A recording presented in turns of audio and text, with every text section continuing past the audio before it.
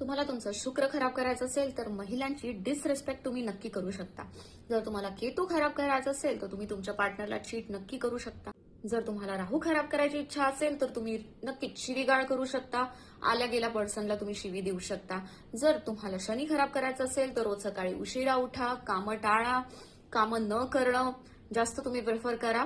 नक्कीच तुमचा शनी तुम्हाला निगेटिव्ह परिणाम देईल. मंगळ जर तुम्हाला खराब करायचं असेल तर तुम्ही बाहेरचं जेवण रोज जेवू शकता.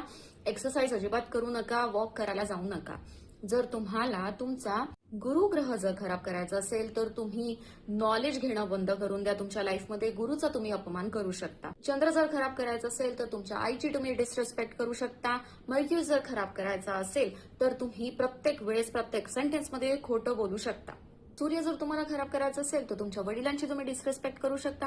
आणि ह्या कुठल्याही प्लॅनेट्स तुम्हाला खराब करायचे नसतील तर तुम्ही मी जे बोलली आहे त्याच्या अपोजिट करणं सुरू करा. नक्कीच तुम्हाला फायदा होईल.